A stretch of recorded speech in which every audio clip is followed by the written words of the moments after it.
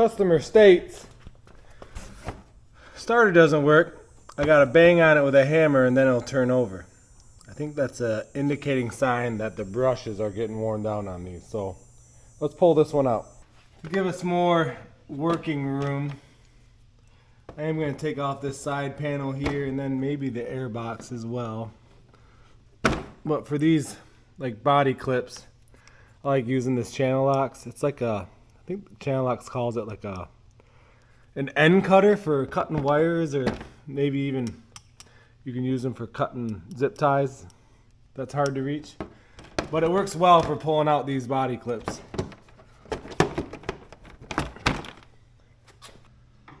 Oh, let's also get this air box off.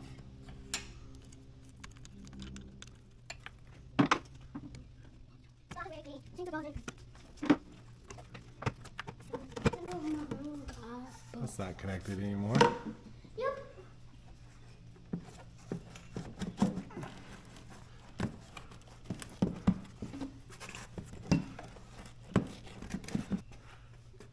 Crankcase breather tube is also down there.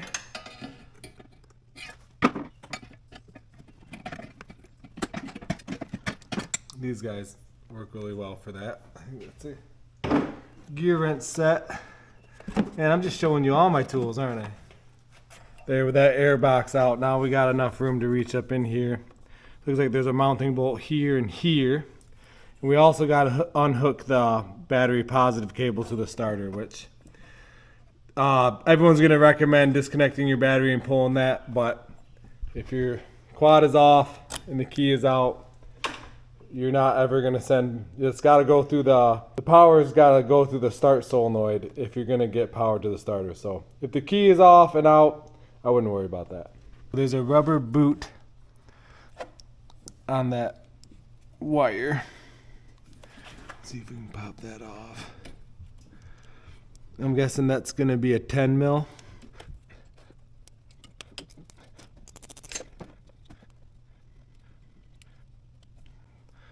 There's a 10 mil nut holding that on.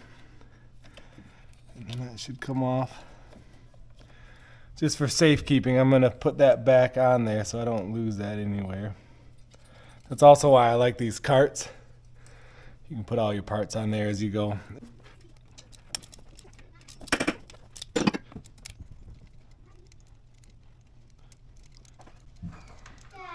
Yeah, bud. I want some, can I see the baby gun? Not without Daddy.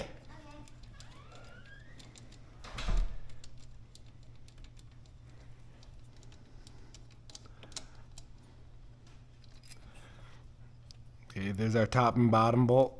Those both look like the same size, and we should just be able to. Ooh.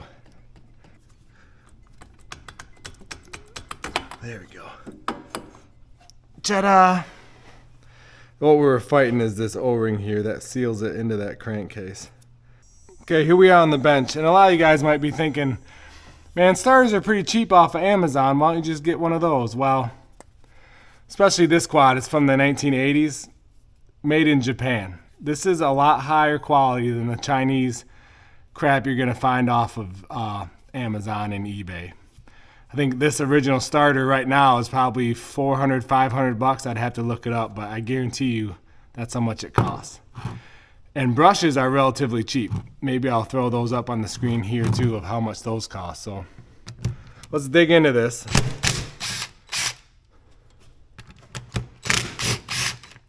It's interesting that these use 7 mil screws.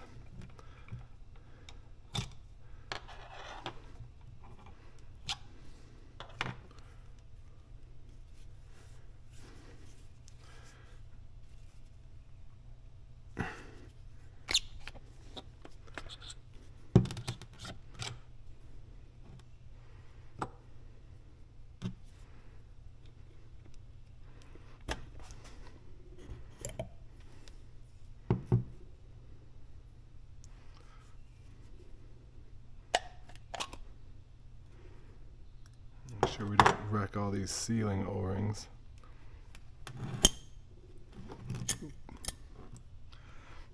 And all these shims. We don't want all these shims to get lost too. That's what spaces this rotor correctly. And these are our brushes right here.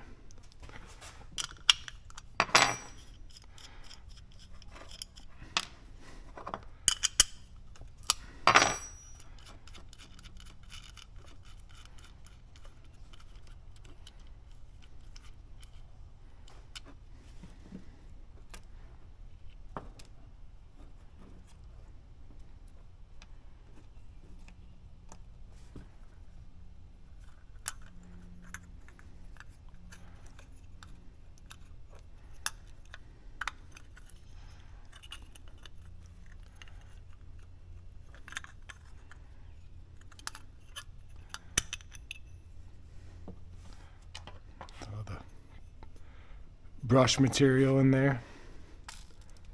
I wonder, yeah, that's not a bearing in there, that's a bushing.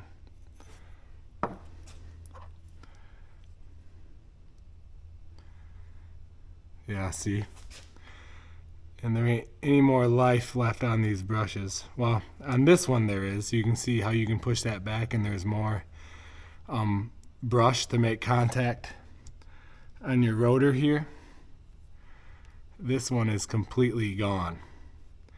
So the solution, when you're tapping this starter, you're disrupting this bad connection. This probably isn't touching all the way to your, is it an armature or a rotor? Anyways, this piece here to make good contact.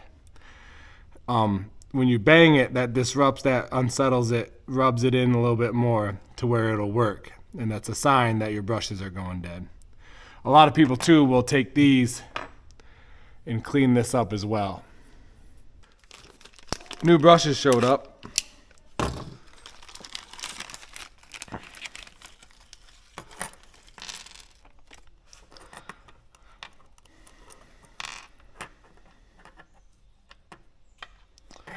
Let's get this prepped so it looks like a little insulator here so it doesn't ground to the casing, and then an O-ring.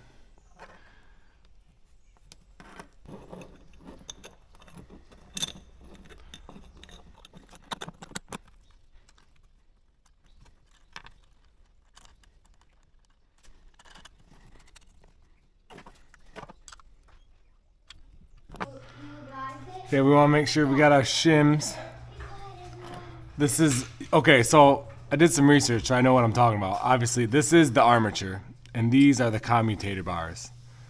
I'm going to take a wild guess here because they commutate, they communicate with your brushes, right? Huh?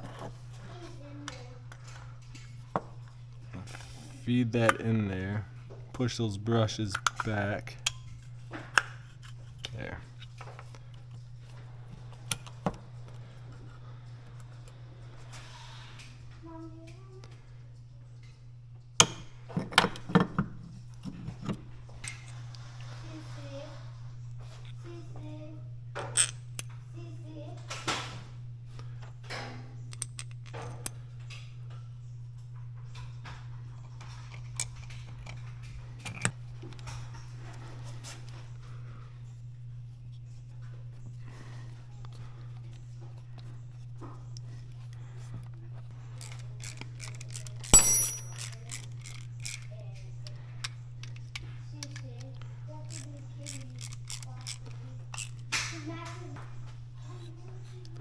There we go.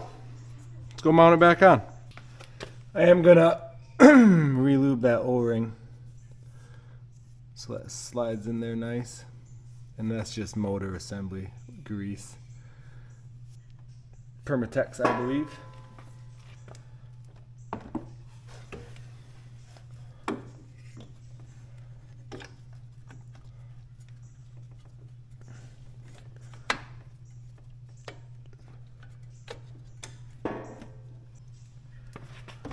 Get our, oh shoot. Get our mounting bolts back on. Get our positive cable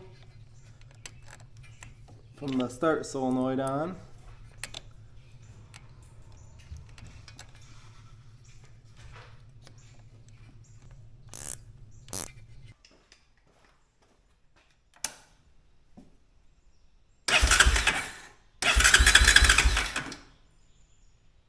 Well, there you go, guys. If you ever wondered why it would work to hit a starter when you're trying to turn your ATV and even your vehicle over at home, that's why. Those brushes aren't making good contacts on those commutators of the armature, and replacing the brushes is probably the way to go. So again, these Honda starters, especially the older Hondas, you can get up to the $400, $500 for a starter. It's worth rebuilding them. I wouldn't recommend the cheap starters that you would find from Amazon for the 40, 50 bucks. You're just going to be replacing it again. It's not as well built as the OEM Honda. So, hey guys, thanks for watching. We work in the shop here all the time. We always got new stuff coming in. Subscribe if you like the channel, and we'll see you on the next video.